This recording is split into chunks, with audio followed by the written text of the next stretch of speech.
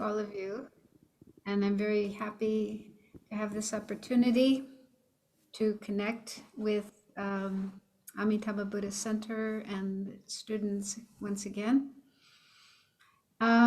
So let's take a few minutes to generate a positive state of mind as our motivation for being here and participating in this workshop.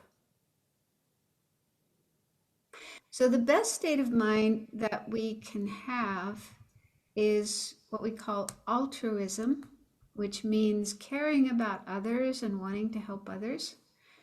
So I think we all do feel that way sometimes. So see if you can call up that feeling in your mind where you sometimes see other people who are unhappy or in pain or suffering in some way, and your heart feels moved, touched, concerned, and you want to reach out and help them.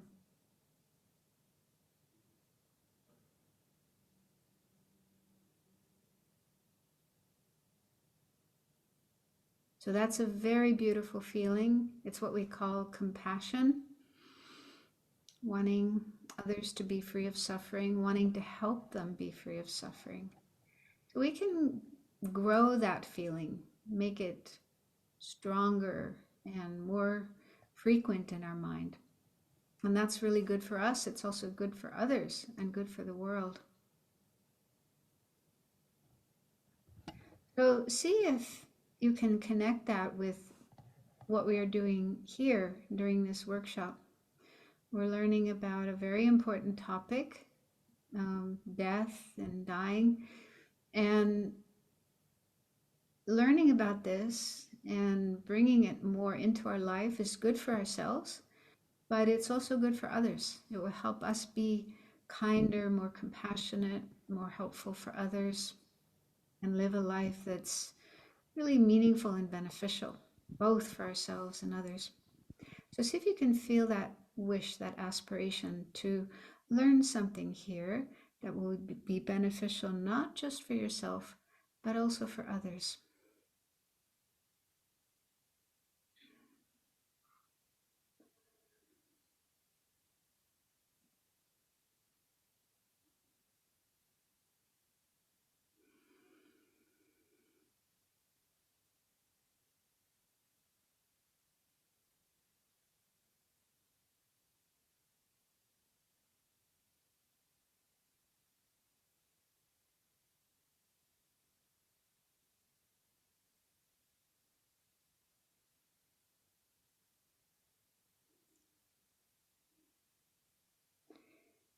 Okay, so what I'll do is talk for a while. I have some slides with information to share with you, and we'll see how the time goes. We may have time to do a little bit of meditation as well. Then towards the end of this session, if you have questions, we should have time for a Q&A session. So the Buddha often spoke about impermanence and death, dying, and encouraged his followers to contemplate these topics, to be mindful of them and not ignore them, deny them, pretend they're not there. But the topics of death and impermanence are a little difficult to deal with. They're not exactly things we feel joyful about. And so we may have some resistance to looking at them, thinking about them, meditating on them. But if we understand the benefits of doing this, then we might be more enthusiastic, more inspired. So let's look at some of the benefits of this practice of being mindful of death. So if you could put the slides up on the screen.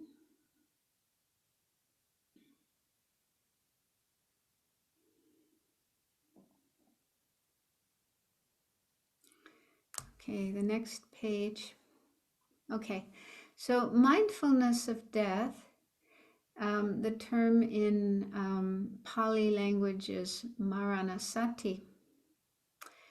And so basically it means keeping in mind that we are not going to be here forever. Our life isn't going to last forever, but it's going to come to an end. And we all know that intellectually. We know it kind of up here in our head. But when it comes to our feelings, our emotions, we tend to be blind to this reality. And so the Buddha said it's good to often think about the fact that we're going to die and also that other people are going to die. And why should we do this? Well, there are certain things that we will be benefited by. Okay, so this practice helps us, first of all, to be ready for death when it happens. So death is a reality, whether we like it or not. We are going to die one day. And that experience will probably be kind of challenging, not so easy to go through.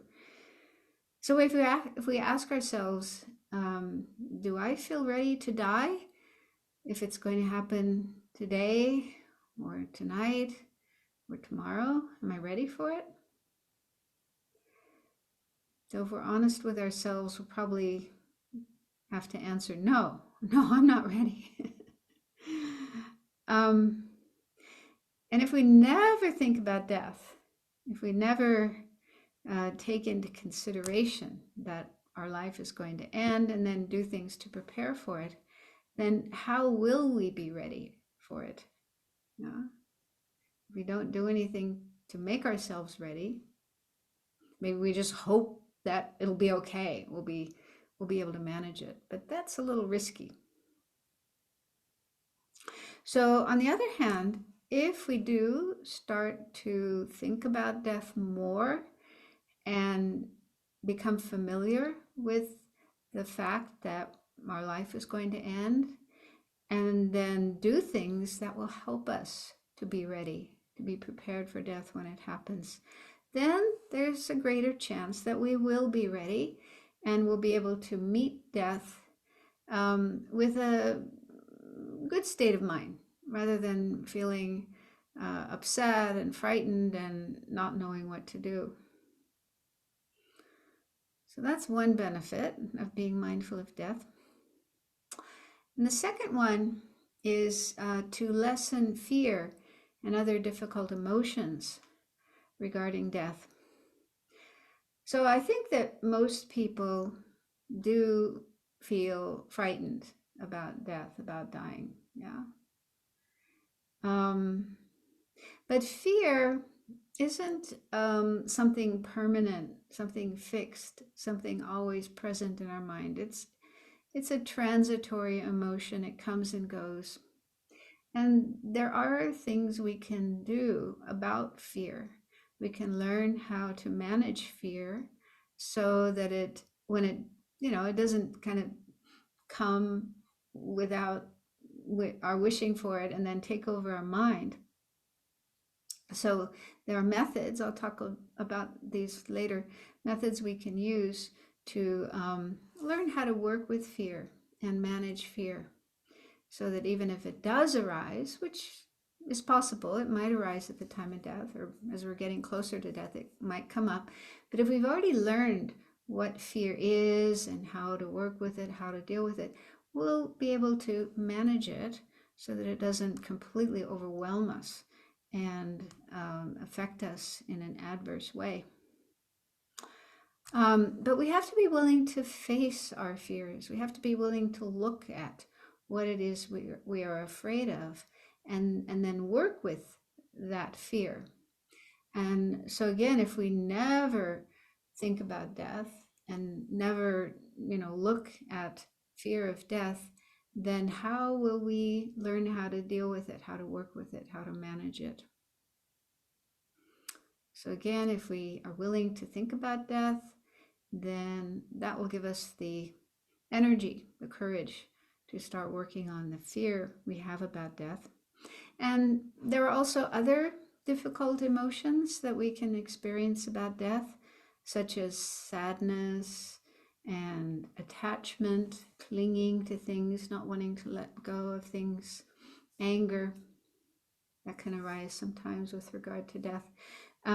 So I'll talk later at the end of the talk about how to work with these emotions. I mean, this is itself is a huge topic, but I can at least introduce it, and then yeah, on your own you can look into further resources on how to work with difficult emotions. But difficult emotions are things we can learn how to manage, how to work with, and so they don't have to completely take over our mind. And then the third point is to be able to die with a peaceful, positive state of mind. Doesn't that sound good? Isn't that what you would like to have? Rather than dying with fear and confusion and or with anger. Some people actually are angry as they're dying. So those aren't such good states of mind to be in at the end of our life. I think, if we had a choice, um, I think everybody would want to be able to die with a state of mind that's peaceful and positive, having positive thoughts, positive feelings rather than negative ones. And so, if we are willing to remember death and learn to accept death, and then do the work in the first 2 points, like learn how to prepare for death, learn how to deal with difficult emotions regarding death, then there's a greater chance that we will be able to die with a state of mind that's peaceful, positive. And the fourth point is to give comfort to our family and friends. Now, that might sound strange to you because I think we normally think that when a person is dying, they are the ones that need to be comforted. Yeah, so family and friends want to give comfort to that person, which is true. Yeah, I mean, if a loved one, someone we love, someone we care about, is getting close to death, and if they're in pain or uncomfortable or frightened, then naturally we want to comfort them. We want to help them. But the reason I put this one here is because recently I had some communication with a man here in America whose wife died, and I think they must have been relatively young, because he said they had a couple of children who were below the age of 10, and so both he and his wife must have been, maybe in their 30s or 40s, and so he said that they knew that she was going to die. She had a terminal illness, and they knew for maybe 1 or 2 years that she was approaching death, but they never talked about it. Yeah. They never got around to talking about the fact that she was going to die and what that meant to them and how to work with it, how to deal with it. And then suddenly she was gone, and he really regretted not having that kind of conversation with his wife. But he also mentioned that he noticed his wife seemed very frightened as she was approaching death, and that made him very worried.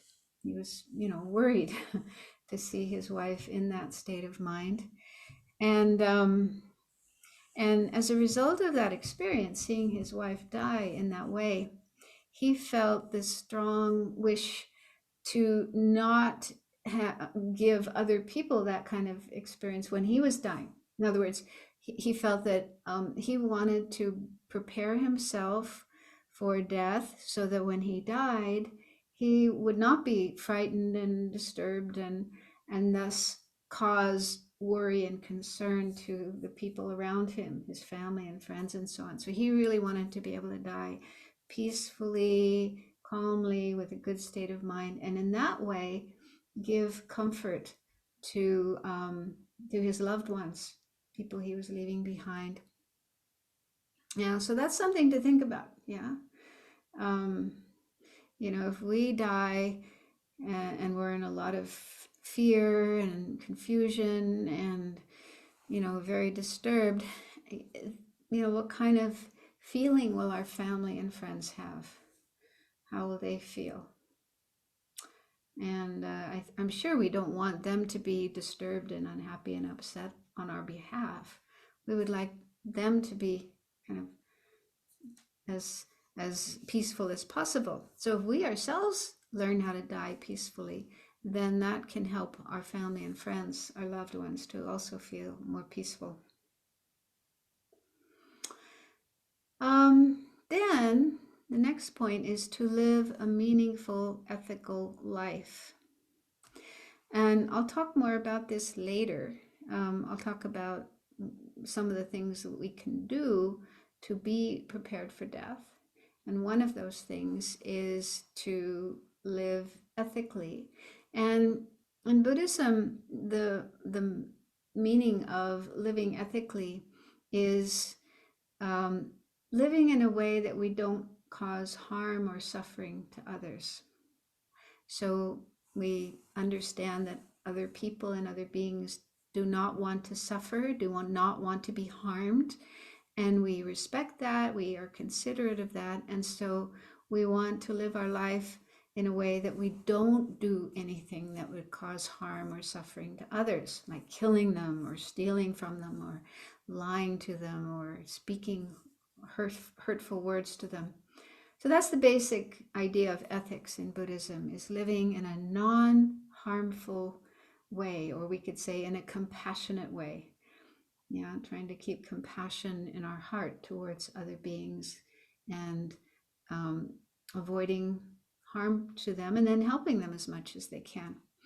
And so this is actually one of the ways that we can prepare ourselves for death. If we live our life in that way, in a non-harmful and an ethical way, then we'll be better prepared for death when it happens. We'll be able to die with a more peaceful and positive state of mind.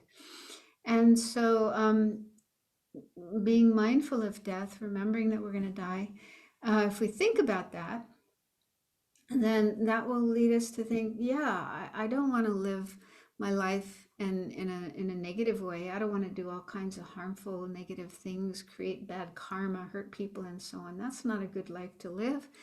I want to live a good life, be helpful to others, be ethical and honest and virtuous as much as I can. And so if we live that way, then our life becomes meaningful, becomes satisfying, something we feel good about, others feel good about. And so being mindful of death leads to making that kind of decision, that kind of resolution about how to live our life. So that will be good for us both at the time of death, but also as we're alive. As we go through life, we live that way, we're going to feel good about ourselves, satisfied about the way we live. So it's good for this life, but it's also good for the end of life, time of death. And the last point is that we'll have more joyful energy for spiritual practice. So there's many people who become interested in spiritual teachings and spiritual practice when they have some sort of encounter with death. Like they themselves are diagnosed with a terminal illness, or maybe they're in some kind of accident where they almost die, or a person that they care about, someone very important to them dies, and that can cause them to, really question, what is life all about? What is the purpose of life, the meaning of life, and what happens to people when they die? So it can bring up all these sort of questions, important questions about the meaning and purpose of life. And so for many people, then this becomes a catalyst for them to become interested in spiritual practice, learning about spiritual teachings and practicing spiritual teachings. So that may be the case for some of you. And then also Buddha and our spiritual teachers encourage us to be mindful of death, to make that a regular practice, because then that can really help us remember the importance of doing spiritual practice on a daily basis, and not just doing it sometimes when we feel like it, but really making it a regular part of our life. Because we realize that spiritual practice is the best way to prepare ourselves for death. If that's not clear yet, I hope by the end of the talk it will be more clear how spiritual practice is helpful for us to prepare for death. And also, spiritual practice is helpful for us to go further, not just having a peaceful death, but to attain higher states of mind, such as awakening, Buddhahood, the state that the Buddha attained, and nirvana, or at least good rebirths in our future lives. Okay, so I hope you feel more interested, more inspired to practice mindfulness of death. So then how do we do that? So there are various ways in Buddhism of, how to practice mindfulness of death, maranasati. So I'll talk about one, which is on the next slide. So there are these 5 contemplations. They're also sometimes called 5 remembrances. And these are found in a sutra, which is down there at the bottom of the slide, Upajjhatthana Sutra. I'm probably not saying it properly, but anyway, you can look it up. Maybe some of you are already familiar with it. And so this is in the Pali Canon. And the actual words of the sutra are not exactly the words that are on here. I actually got this from a Zen teacher, a contemporary Zen teacher. So the wording is a little bit more loose and contemporary, but the meaning is still there. Okay, and if you want the actual words of the Buddha, you can look it up in that sutra. So the Buddha in this sutra said that people, whether they are monastics, monks and nuns, or lay people, lay men, lay women, it's very good to often remember or contemplate these 5 points. So the first one is, I am of the nature to grow old. There is no way to escape growing old. So that means we're contemplating or remembering that, we're not going to stay young forever, but we're constantly changing. Our body's constantly changing and growing older and older and older. And even if we're already old, like me, but we keep getting older, we never get younger. So this is just a fact of life. And the second one is, I am of the nature to have illness. There is no way to escape illness. So this is contemplating the fact that, sometimes in our life we will experience illness. Nobody can go through life and never be sick. Some people may have more illness than others, but I'm normally very healthy. I don't get sick too much. But recently here in Sravasti Abbey, most of us got COVID. And so the Abbey has been a little bit more like a hospital rather than a monastery. But we're getting better now. Nobody died. And we're getting back to our normal life here. But it was just quite interesting the last couple of weeks. Yeah. So as we go through life, at certain times illness will happen, and that's just an inevitable part of life, and it's good to accept that. And then number 3 is about death. He says, I am of the nature to die. There is no way to escape death. So every person who is born inevitably will die at some point in time. There's nobody who can be born and then just continue living on and on and on and on and on and on forever. That's just impossible. So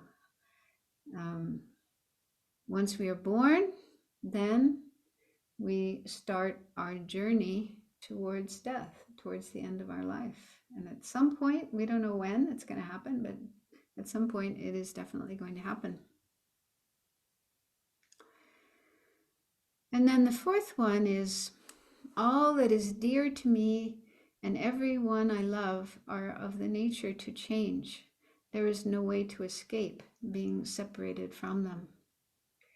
Okay, so here we contemplate that all of our belongings and also the people in our life, our family, our friends, yeah. So everything we cherish and value, enjoy, all of these things are subject to change. They're impermanent by nature, and at some point in time, we will separate from them. For example, with people, we can't be with them forever. Either they die before we do, or we die first and leave them behind. But yeah, there will definitely inevitably come the point where we need to separate from them. And this is a painful thought. Yeah, we don't like thinking that way. However, if we train ourselves to think that way, then that will make it less painful when we do have to separate, because we've already been preparing ourselves for that time. And so it will still be painful, but not as painful as if we never thought about that, and instead we had this sort of attitude of clinging. I want to be with this person forever. I want to never separate from them. So people do think that way sometimes, and I think for people like that, it's really painful. It's really difficult when there is that separation. So these thoughts help us prepare ourselves for inevitable experiences that we will have in the future. And then the fifth contemplation is about karma, which is the actions that we do, which always bring consequences that we will have to experience. So the Buddha said, I am the owner of my karma, the heir of my karma. I have karma as my origin, karma as my relative, karma as my resort. I will be the heir of whatever karma, good or bad, that I do.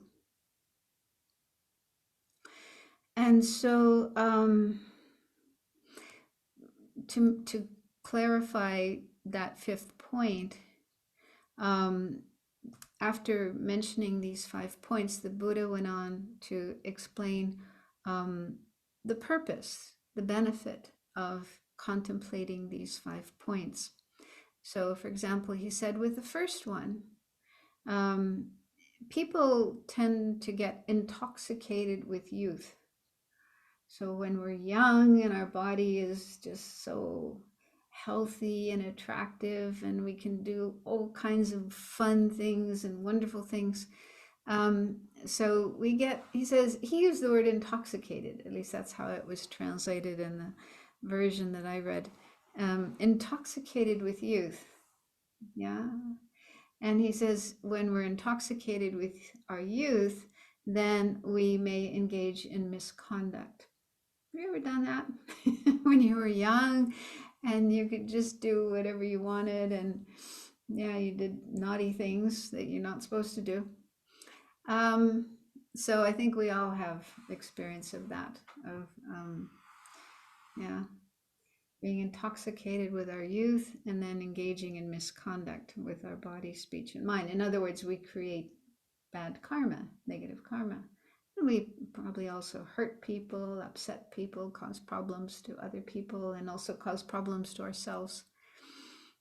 So the Buddha said, if we do this contemplation, if we reflect on the fact that we're growing old and we're going to get old, we're not going to be young forever, then that will help to diminish or even overcome that kind of intoxication with youth. and will help us to behave ourselves better. And so then he said something similar with the others. So with number 2, he said we can become intoxicated with health and in that way engage in misconduct with the body, speech, and mind. Whereas if we remind ourselves that, yeah, we're not going to be healthy forever, and inevitably at some point we're going to have illness, probably more illness as we get older, then that will help us to diminish or overcome that kind of intoxication with health. And the same, and then number 3, he said we tend to become intoxicated with life. And I was wondering what that means.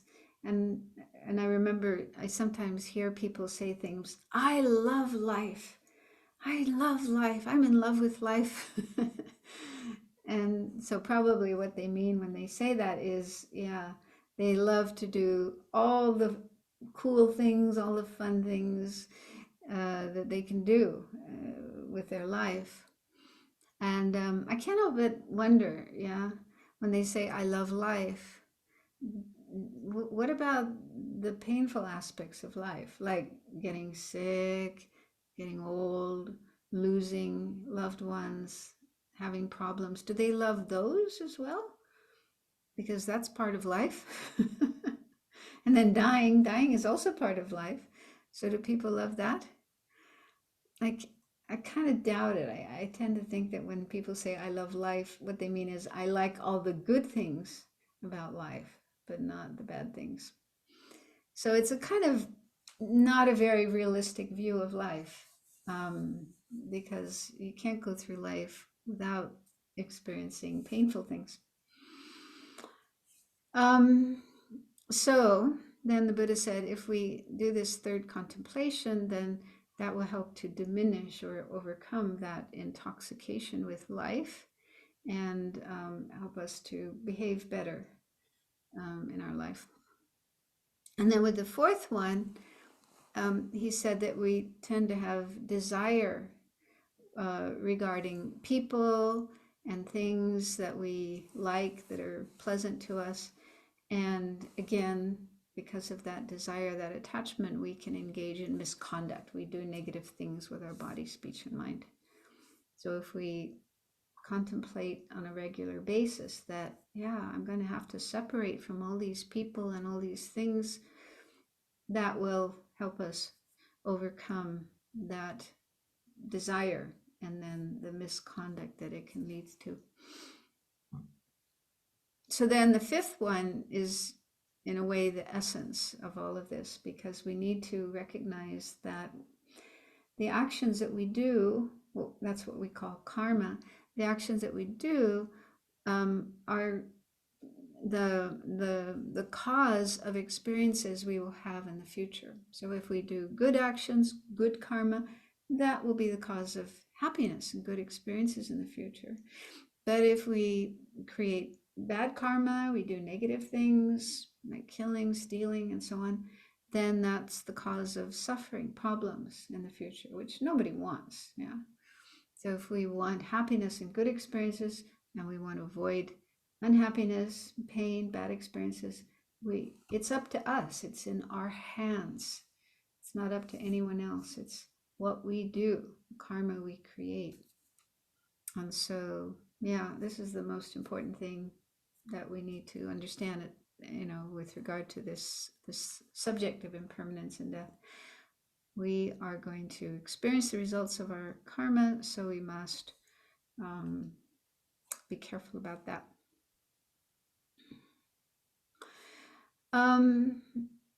Okay, so let's look at, so this is actually one practice that we can do. If we have time before the Q&A, we can come back to this and spend a little time meditating on these.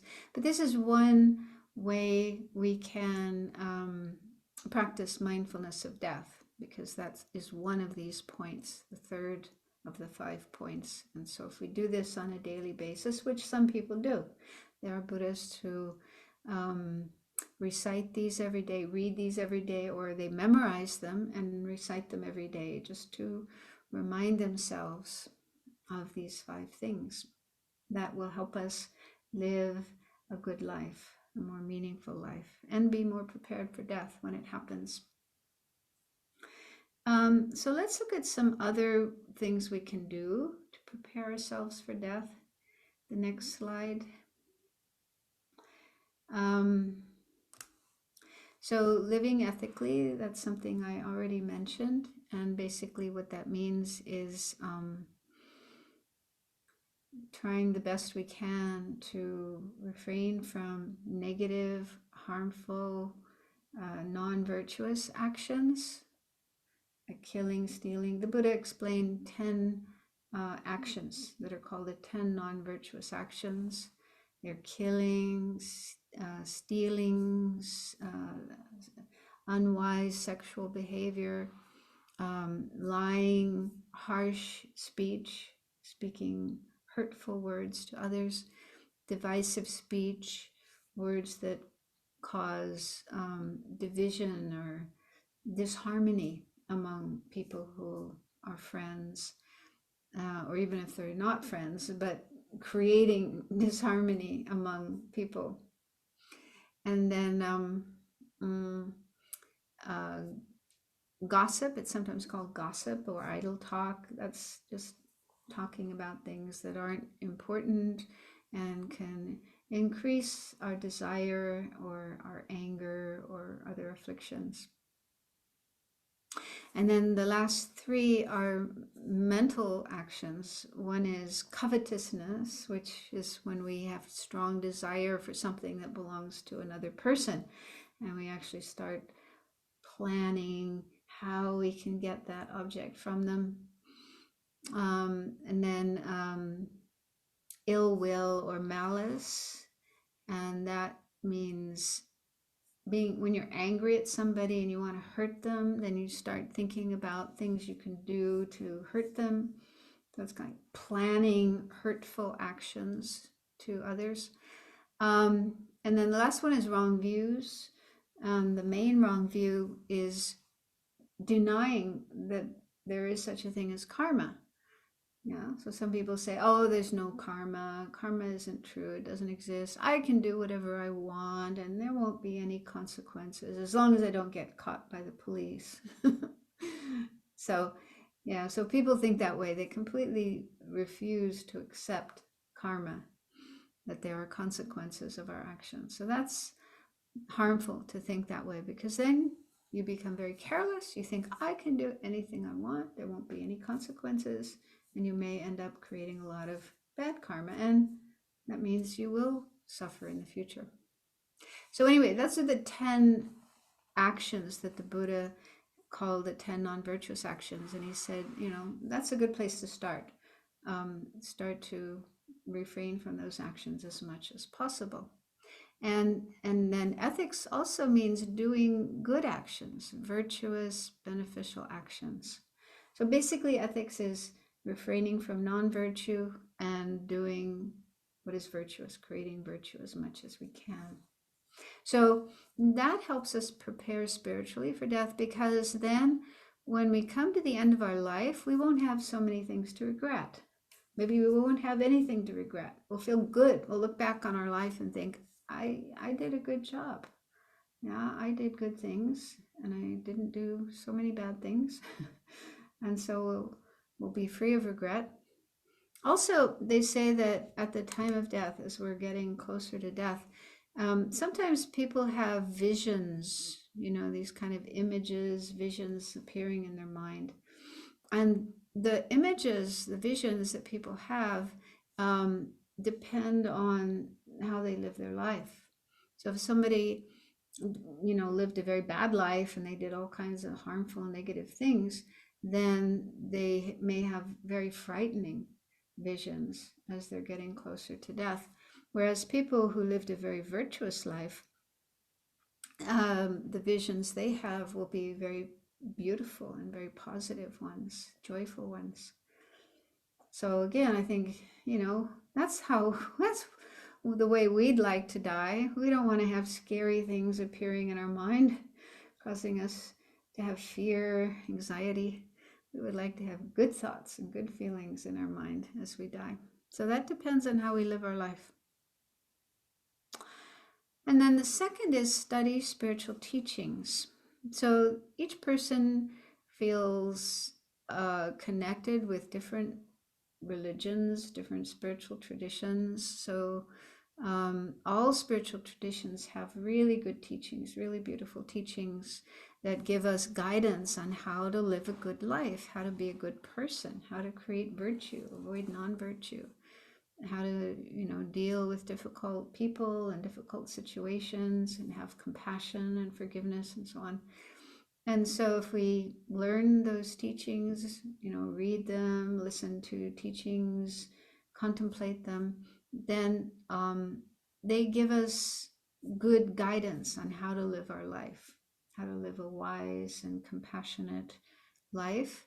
And that will, help us as we get closer to death. And again, we'll be able to die with a more peaceful, positive mind, free of regret. And then the third point is to cultivate a spiritual practice. So it's really helpful to have at least one kind of spiritual practice that you do on a regular basis, like every day, if possible, or at least a few times a week.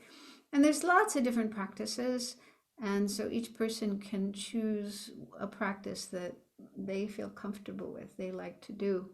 So just some examples from the Buddhist tradition. Meditation, there's different kinds of meditations. Mindfulness is one kind of meditation that is very helpful because it helps us to manage our mind and our thoughts and our emotions and, keep them calm and clear rather than completely wild and out of control. So that's a very helpful practice to do as we get closer to death. If we've been practicing mindfulness during our life, then we'll be able to practice it as we are dying as well. And that will help us keep our mind in a good state rather than a negative one. Another kind of practice is shamatha, which is training our mind to have single pointedness or single pointed concentration, like on the breath or an image of the Buddha. So that's very helpful as well to have control over our mind so that we can keep our mind in a good state and not follow negative thoughts and emotions and so on. So some kind of meditation practice that enables you to learn how to manage your mind, your thoughts, your emotions. And the second on the list is refuge. So in Buddhism, we take refuge in the Buddha, Dharma, and Sangha. And that's really helpful because as we're getting closer to death, we might feel some fear, some anxiety, and, wonder what's going to happen when we die. And that naturally brings up the feeling of help. I want someone to help me with this. And so if we take refuge, if we practice refuge, then we feel that, there is help available. The Buddha, and in fact, there's many Buddhas, many Bodhisattvas, and spiritual teachers as well. So if we feel a strong connection with them, we can bring them to mind, think of them, pray to them, and that can give a great deal of comfort, of solace as we're dying, because then we won't feel alone, like I have to go through this all alone and I don't know how to do it. But we'll feel I'm not alone. The Buddhas and Bodhisattvas are there to help me, to guide me. And so that can be very comforting. And similar to that, there's different devotional practices, different prayers that we can learn and make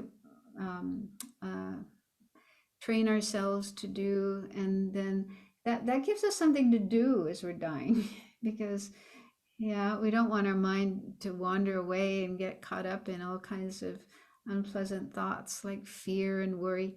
So if we have devotional practices, prayers, mantras is another one. That's kind of an easy one, especially Om Mani Padme Hum. Such a short, simple mantra. So if we train ourselves while we're alive in reciting mantras like that, then that's something we can do as we're dying. We can practice Om Mani Padme Hum, recite Om Mani Padme Hum, and that, yeah, that will help us keep a more calm state of mind and a positive state of mind. And then loving kindness and compassion. So Lama Zopa Rinpoche often said that this is the best state of mind to have as we die. If we can die with love, loving kindness, with compassion, thinking about others, wanting to benefit others, then definitely our mind will be in a good state as we're dying. And that will also lead to a fortunate rebirth, a good rebirth in our next life. But to be able to have loving kindness and compassion at the time of death, we need to learn how to develop it now. We need to train ourselves in those qualities now while we're alive as much as we can. And then they will just simply become our normal state of mind, our default mode, and it will be easy to have them in our mind as we're dying. And then the last one on the list is purification, purifying unwholesome karma. I don't really have time to go into that because we're running short of time, but you know, if you're interested, you can learn how to do that at Amitabha Buddhist Center. There's people there who can teach you, and there's probably regular practice, group practice of purification. But the point is that even if we, yeah, it's hard to not create any negative karma. Yeah. So even if we want to avoid negative karma, we sometimes make mistakes and we do create negative karma. But negative karma can be purified. There is no karma that is so bad that it cannot be purified. So even murder, even killing somebody, even multiple murders, yeah, can be purified if we use these 4 powers of regret, and then reliance on our objects of refuge, and then remedy, doing something positive, virtuous to counteract the negative karma we created, and then resolve, making a resolution to not do that again. I'm not going to do that again, or at least I will try not to do it again. So those 4 powers, it said, you know, if we apply those to any negative action that we do, it can definitely be purified. And then the last point is learn how to manage difficult emotions. So I've got another slide about that to just kind of quickly go through. We have all kinds of emotions, and some of them are difficult. We usually call, in Buddhism, we call these afflictions or delusions. Klesha is the Pali term. And there's lots of these. They include anger, attachment, jealousy, pride, and so on. And so as long as we're not enlightened beings, as long as we haven't reached a certain level of the path to enlightenment, then these emotions are in our mind, and they can arise without choice, without control. And then our mind gets very disturbed and unpeaceful, and they may also motivate us to act in ways that are unwise and unskillful, create bad karma. But the good news is that we can learn how to manage our emotions. And if we practice this during our life, then even at the time of death, as we're dying, if any of these emotions come up in our mind, we'll know what to do, how to deal with them, how to manage them, so that they don't cause our mind to become totally negative, totally disturbed. So just to give a few examples, this is a whole subject in itself, which, yeah, there's a lot of information, but just to introduce it briefly. So fear. Fear isn't necessarily a negative emotion, because sometimes there's wholesome fear, like the title of that book, Lama Zopa Rinpoche's teachings. So, yeah, but it's still a disturbing state of mind, and I think we would prefer not to be overwhelmed by fear when we die. It's not the best state of mind to be in. And So there are some things we can learn and train ourselves in to manage fear. So one is refuge, taking refuge. Um, so if we understand the three jewels, the Buddha, Dharma, and Sangha, these are the objects of refuge in Buddhism, we understand their qualities and why it's good to take refuge in them. And then we make that decision. I want to take the Buddha and Dharma and Sangha as my objects of refuge. And you can have a ceremony in which you formally declare that, formally take refuge. But then it becomes part of your life. Yeah. Like every day we take refuge, we renew our refuge, and it guides the way we live our life. So this is a whole teaching in itself, a whole practice in itself of taking refuge. But if we do have this state of mind of taking refuge in the Buddha, then whenever we feel frightened by anything, we can bring that to mind. We can bring to mind the Buddha and other objects of refuge, and pray to them, take refuge in them.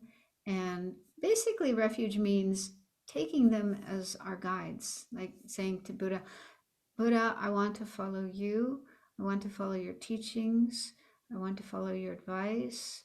And so I live my life under your guidance. Yeah. And so if we develop that during our life, then that will simply become a natural experience that we have. And that can really help us at the time of death to avoid fear, to feel I'm putting myself under the guidance of the Buddha. So whatever happens, may I remain under the Buddha's guidance, and may the Buddha guide me and help me, and help me to go in a positive direction. Another thing to do with fear is more analytical. When we have fear coming up in our mind, it's good to investigate it. Don't just follow the fear, but take a step back from it and ask yourself things like, what am I afraid of? What exactly am I afraid of? And is this fear reasonable? Because sometimes our mind gets carried away with fantasies, we sort of think some terrible thing is going to happen.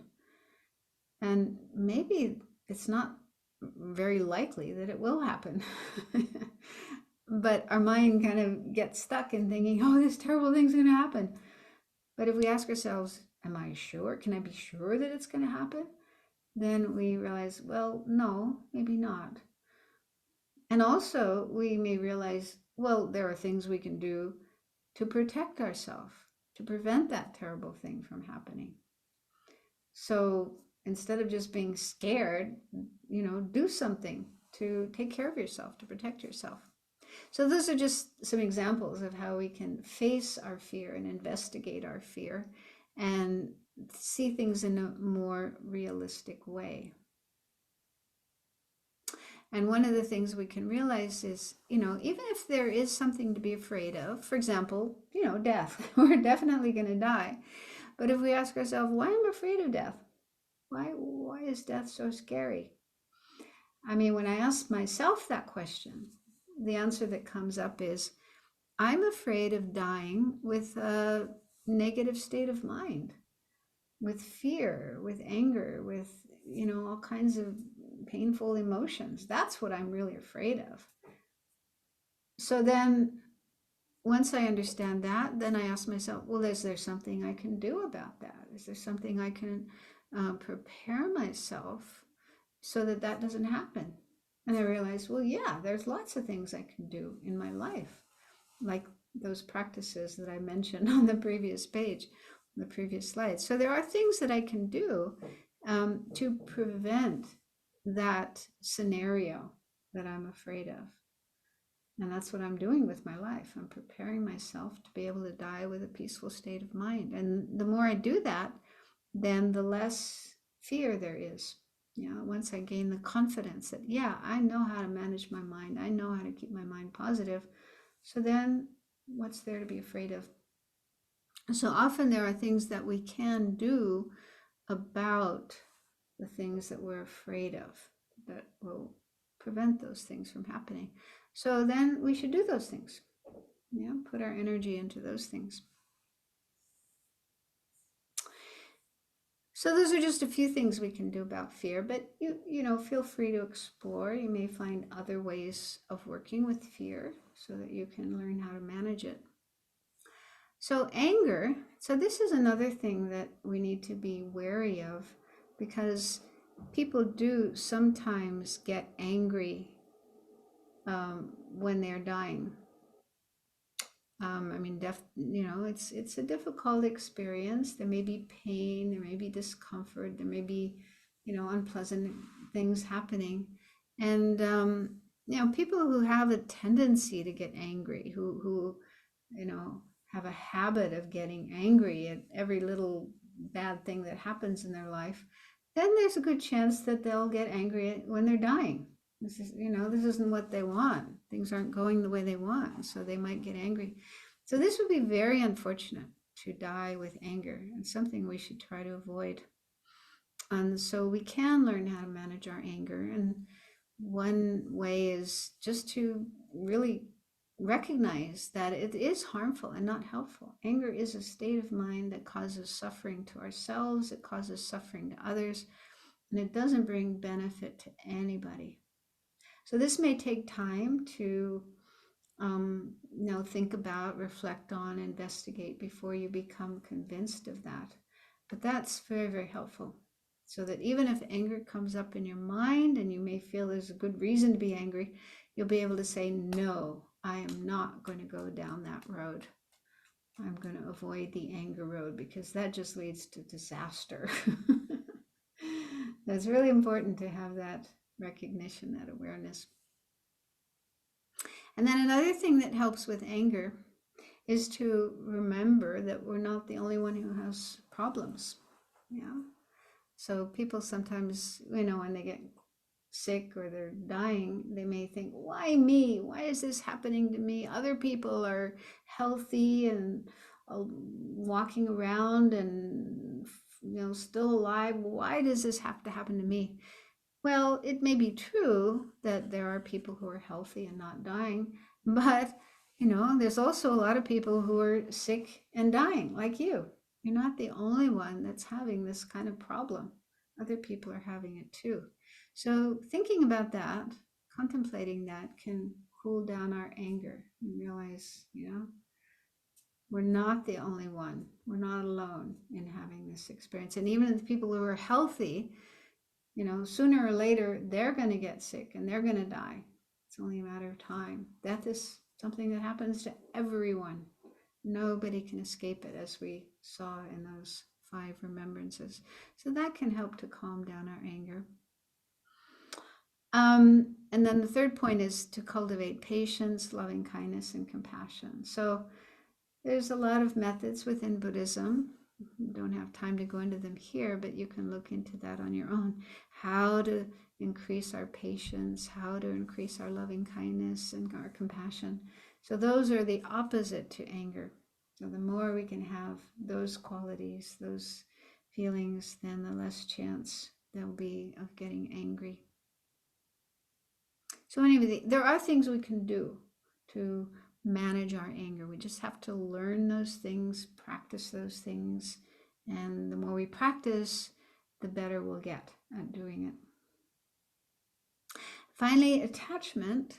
So this is something that can come up in our mind, being attached to people, to things, to our life, our body. So if we remind ourselves of impermanence, that things are subject to change, we can't keep things with us forever. If we get used to that idea, then we slowly come to accept that, and that will help to lessen our attachment. And another thing that helps with attachment is to realize that things in samsara, meaning unenlightened existence, our ordinary world, our ordinary life, all of these things cannot give us lasting happiness. Yeah, like food, for example. Yeah, most people are attached to food. Everybody has their favorite food. Yeah. But, how much pleasure do we really get from food? How much happiness do we really get from food? I mean, of course, we have to eat to stay alive, to keep our stomach full. But the actual happiness or pleasure we get from food, doesn't really last very long.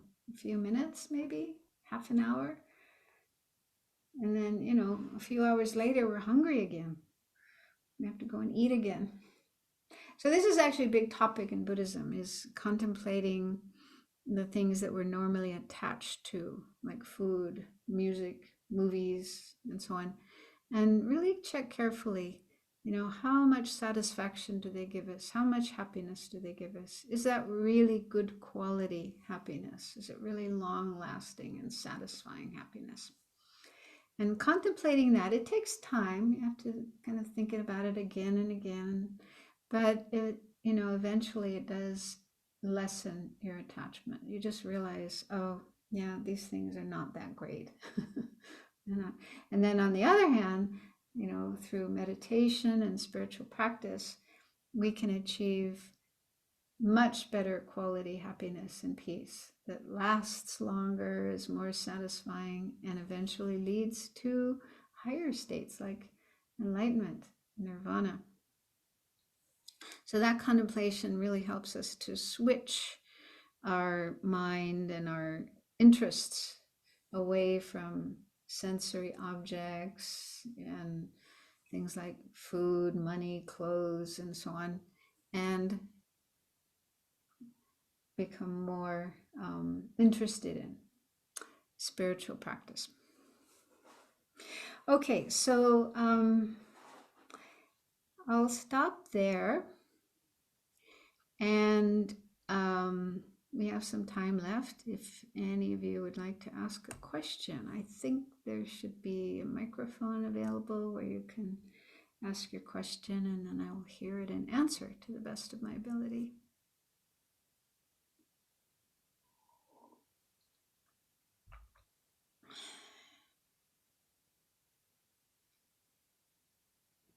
I'd like to invite questions now. So if you have a question, please raise your hand. And also, I would like to request that you ask one question at a time. And also, we did mention that if you have watched Took Them Between Worlds and have questions that are specific to the film, please feel free to ask as well. So anyone would like to start off with the first question?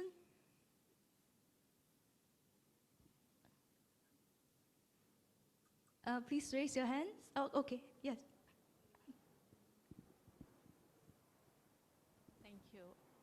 Thank you so much, first of all. I have a question. I'm seeing my 82-year-old mom. She's got malignancy, which has really been, it's come down actually, so the doctor's happy. But and she believes in karma, she's very spiritual, she's extremely, she's a Buddhist, I think, from many, many births. So much as we should be accepting and tolerant of what's happening to her, my mind questions why her? And I can see that she's losing her charm and her elegant demeanor. I can see that she's questioning it herself, and I'm in no way able to help her. So I'd like some wisdom from you.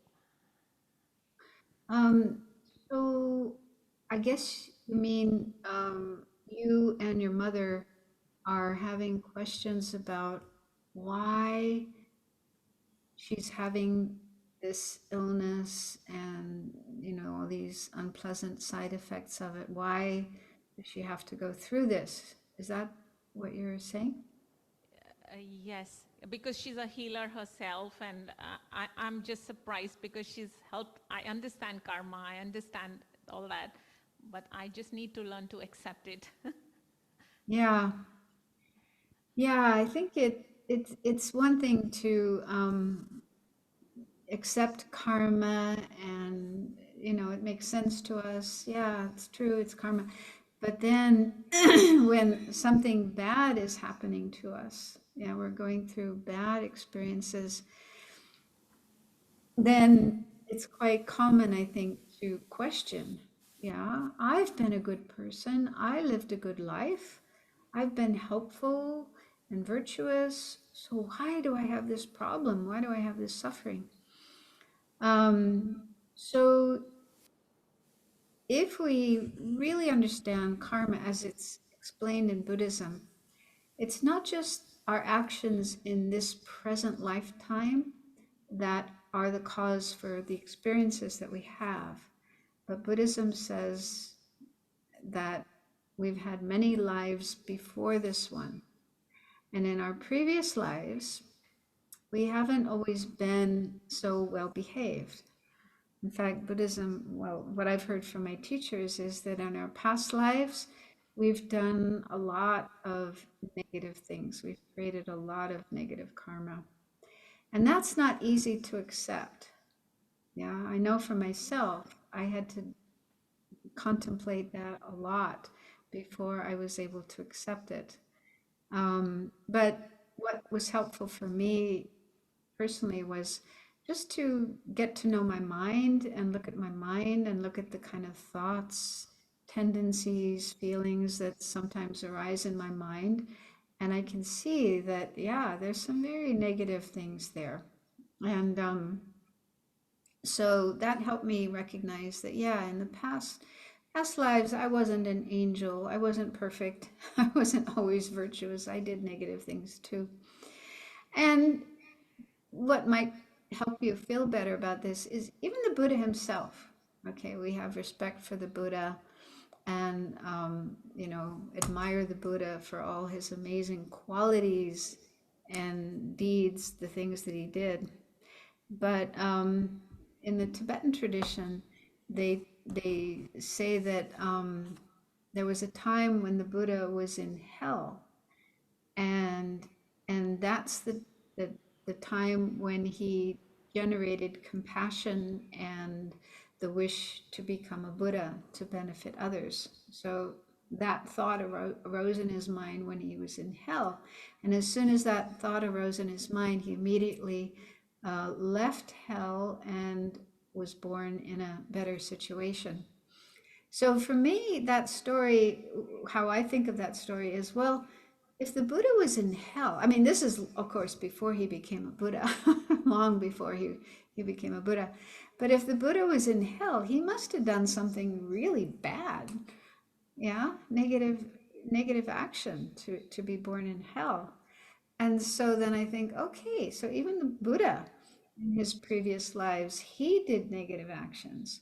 But fortunately, he was able to get himself out of that situation, purify his mind, develop all his good qualities, get rid of all the negative qualities, and then become a Buddha.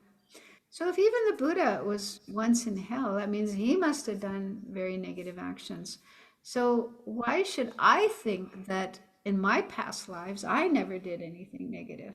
That doesn't make any sense.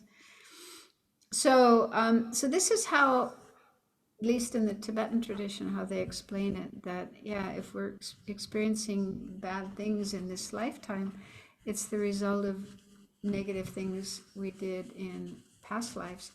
And if you look at the stories of what happened in Tibet, I mean, Tibet was a very religious country. They had a huge number of monks and nuns, and almost everybody in the country was a Buddhist and a very devoted practitioner. And yet, when their country was taken over by the communists, um, so many people were killed, so many people were put into prison, and in particular, the lamas, yeah, lamas who had devoted their entire life to living as a monk, keeping vows, studying, practicing. So many of them were put into prison just for being religious people, and they were tortured, they were beaten, they were starved, they went through horrible experiences. So that's something else that I think about, and how, yeah, I mean, if even people like that had such bad experiences, yeah, despite the good life that they lived and the devotion that they had, then why should I think that I should be able to go through life and never have anything bad happen to me? So those are things that were helpful for me to be more accepting of the fact that I must have created negative karma in past lives. And as a result of that, of course, I'm trying this lifetime to purify my karma and not create any more bad karma and only create good karma. But, you know, some bad thing happens to me. I really hope I will be able to accept it as the result of negative karma created in the past. And also, what they say is that when bad things happen to us, this is a kind of purification. This is a clearing away or purification of our negative karma. And so, if you're able to think in that way, then you don't feel upset, you don't feel angry, you don't blame other people. You accept the responsibility. Oh, this is a result of something I did in the past. And by going through this experience, it means that my karma is, I'm clearing out that karma. I'm paying my karmic debt. So I don't have that anymore. And then, yeah, there's lots of practices that we can do when we do face problems and difficulties, such that those bad experiences can be utilized in the path. For example, there's a book by Lama Zopa Rinpoche called Transforming Problems into Happiness. So you might be able to find a copy of that at ABC. And that gives you all different kinds of advice and different practices you can use when facing problems and how those problems can actually help in your spiritual practice. So that instead of getting upset or having doubt, losing faith, yeah, you can actually transform them into something useful and positive. Thank you so much. That was really helpful. Thank you. Thank you. Thank you. Oh, so we have another question from this corner. Actually, would you like to just stand here, and so the Venerable Khadro can see you? Yeah, it's hard to see you way back there. Hi. Okay. I'm KK. I'm actually not a Buddhist or not. I'm a free thinker. But then thank you for your enlightening speech. In fact, as reference to her question, I think basically man is selfish on the whole. They only look at the good things and not the bad things. And when good things happen, they don't thank God or whatever it is. And then when bad things happen, they say, why me? So if you look at the positive side of life, life is full of ups and downs. So, but men tend to think only of the ups and not the down. So like you say, karma, retribution, everything. I always find that karma itself is true, but it takes a long time for the retribution to be materialized, But then I have the patience to wait. It may not happen in this generation, but it may happen in the next generation. So I believe in good karma too. Thank you. Thank you. He clarified that his is not a question but a comment. Yeah, I understood that.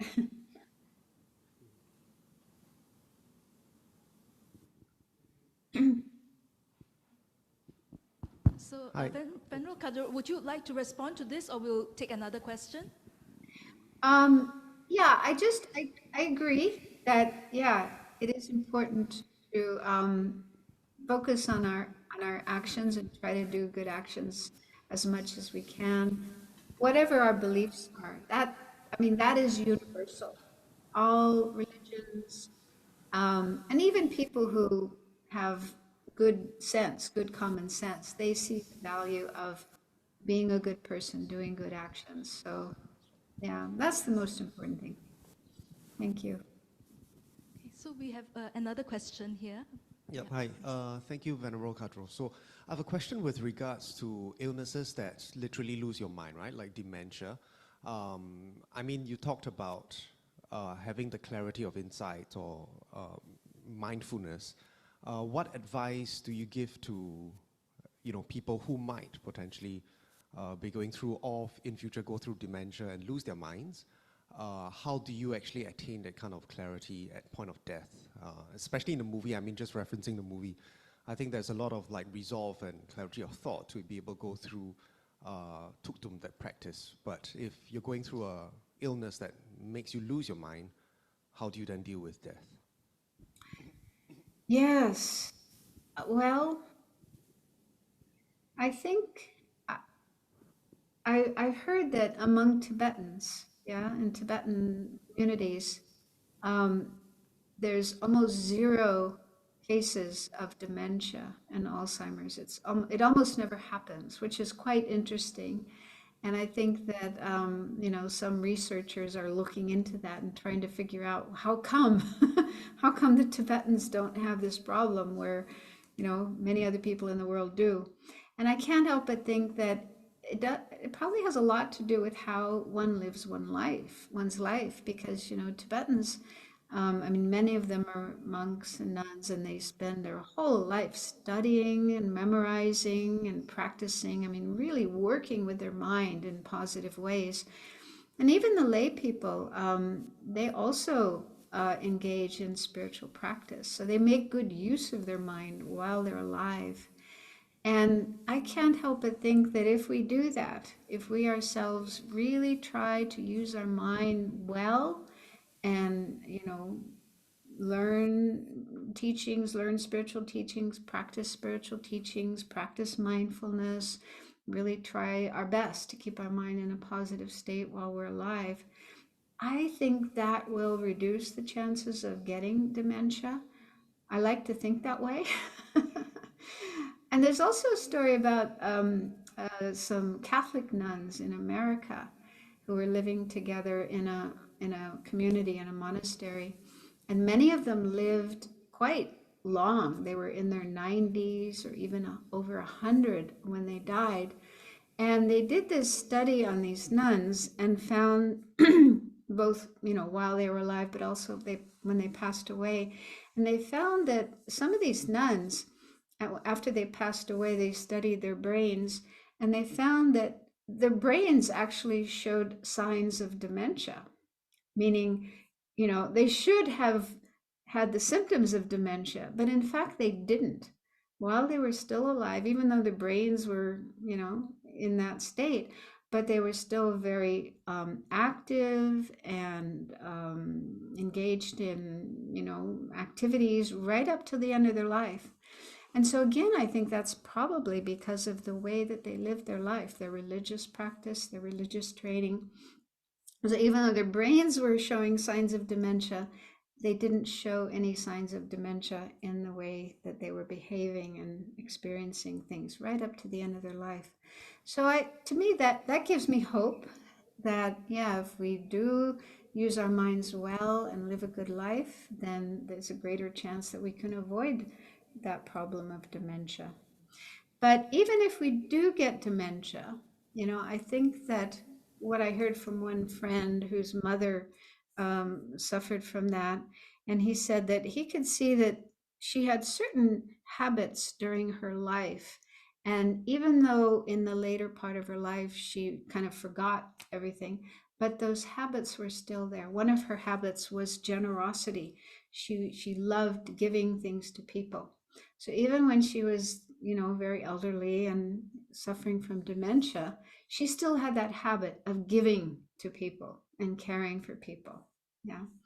So I think, yeah, if we do cultivate these positive habits during our life and, really get familiar with those, even if we have dementia, I think those habits will still be there in some form or other. So we'll still be able to,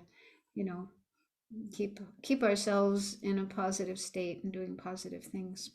That's all we can do. We can't do any more than that. Thank you. We have a question from the back here. Maybe if you would like to just come to the front so that Venerable Khadro can see you.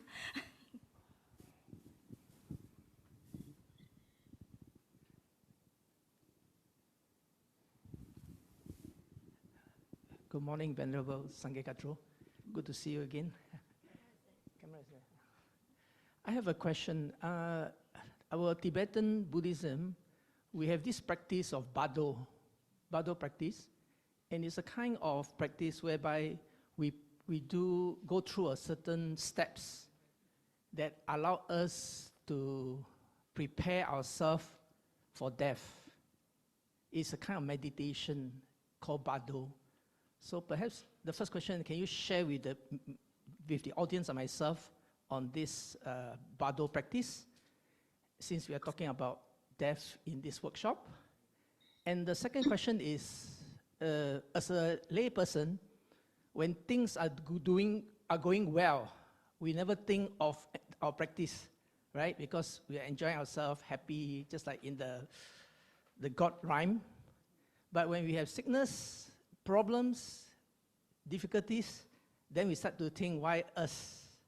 All right? So the Buddhist practice says it's because of our past karma, which could be even in this current life, like yesterday, a week ago, you did something bad, you scold somebody, you get upset, you know.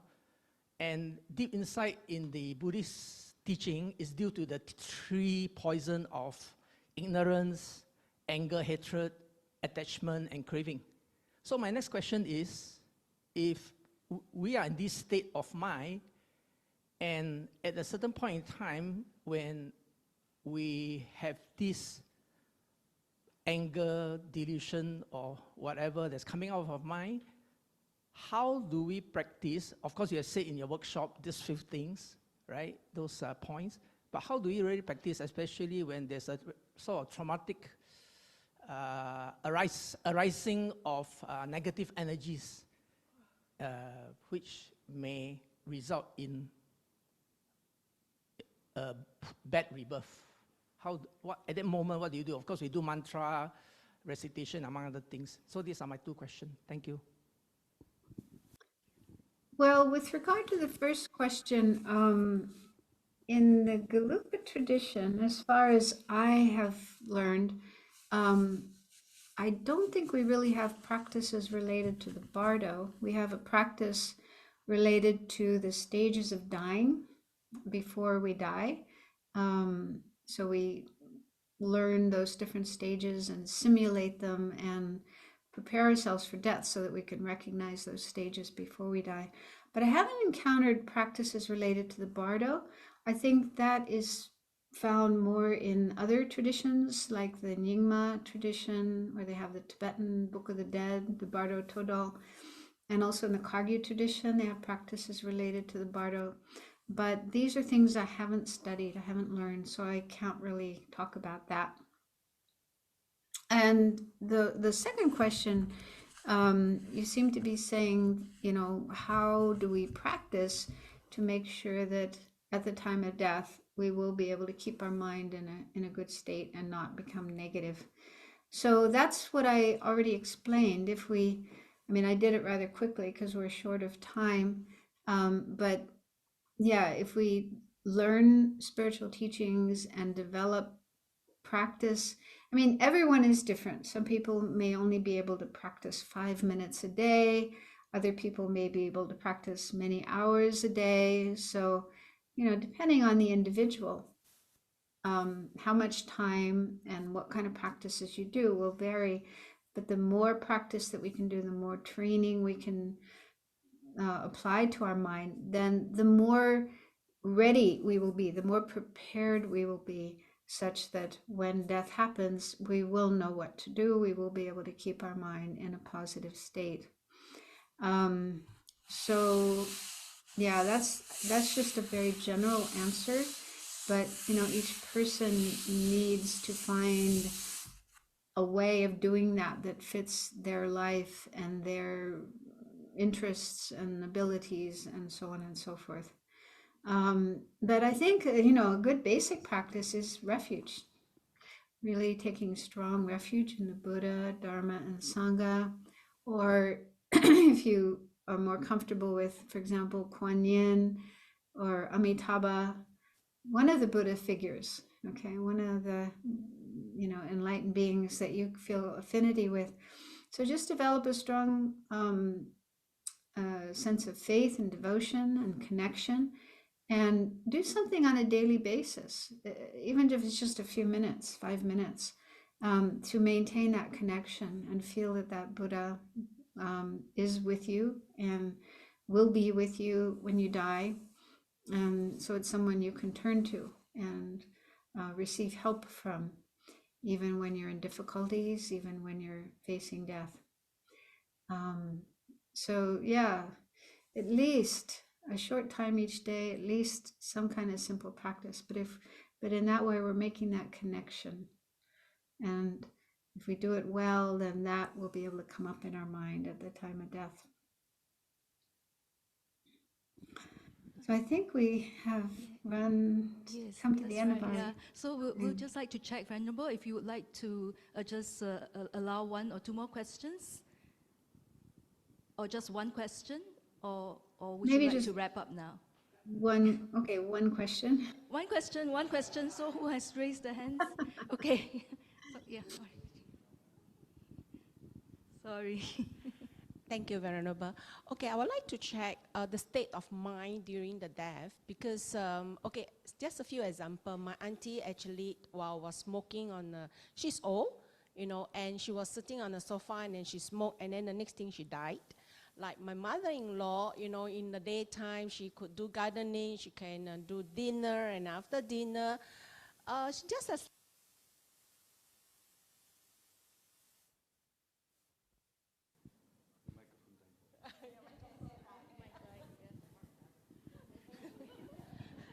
And recently, we got to know that this regards the age, young or old, they actually die in a sleep. So in this state of mind of dying, comparable to someone whom go through illnesses and, you know, prepare to die. I mean, whether whatever religion they are, they know they're dying and they are preparing for their own death, though there's fear. In these two states of mind, actually, which how do you define? Because the first one is like they don't go through pain and they don't know, even especially those that die in the sleep. Yeah. I don't quite understand what. No, the state of mind of death for these two group of people. Uh-huh. Is it good for those people who, like, as I mentioned, die in the sleep without knowing that they are dying? And while someone who gone through illnesses, there's a lot of pains, and they're preparing for death. Their state of mind, you know, which is actually good in that sense. Well, I don't think we can say in a general way because every person is different. Every person has their own mind, their thoughts, their emotions, their karma. And you'd have to be clairvoyant. You'd have to have the ability to read minds, to be able to look into the mind of someone who's dying and know if they're in a good state or in a bad state. And I mean, a Buddha could do that. A highly accomplished person could do that. But ordinary people like me, I don't have that ability to see people's minds and know what's going on in their mind. It really depends on so many different factors and causes and conditions. So, I mean, somebody might die in their sleep, but be in a negative state of mind. Maybe they're having a nightmare when they're dying. On the other hand, somebody might die awake and, you know, but with a lot of pain, but they might still be in a good state of mind. So you can't really make a generalization that is going to fit every person in every case. So yeah, I think that's just not possible to say. Okay, thank you very much, Venerable. So we have come to the end of the talk and the Q&A session. But Venerable, would you like to give any concluding remarks or lead a short dedication just to dedicate the merit from our talk and Q&A participation? Yeah. Yeah. So thank you for giving me this time to give this talk. But, you know, I had to squeeze into a very relatively short period of time. I mean, sometimes I will teach this course over a whole weekend or even a week. There's a lot of material. But if you are interested in this topic, then I encourage you to further your study, your practice. And Amitabha Buddhist Center offers a lot of different opportunities to do that, to learn more about spiritual teachings and spiritual practices. So, please do that. And and really focus your mind on developing positive qualities like love and compassion, having a good heart, as the Dalai Lama says, and being a good person as much as you possibly can. So let's make a mental dedication of the merit, the good energy we created through this time together. May it contribute to the awakening of all living beings, ourselves and everyone else. May we all become free of all suffering and its causes, have all happiness and its causes, and as quickly as possible reach the state of awakening.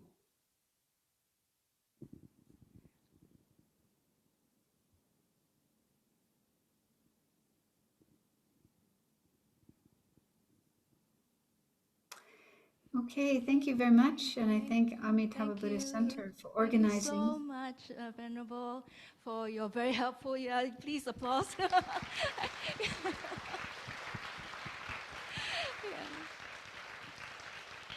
Yes, for this very, very, really powerful and very helpful talk that is so rich in content, and on this very serious topic of death and dying, and which is very important to us as well. So it will take us a bit of time to be unpacking all the different concepts and to learn the methods. And as you mentioned, there are programs within ABC that will help us to do so. And then we also hope that we'll receive teachings from you on this topic in the future again. And so, yeah, have a very, very good night. And thank you so much. Yeah, thank you. Thank you. Thank you, everyone. Bye-bye.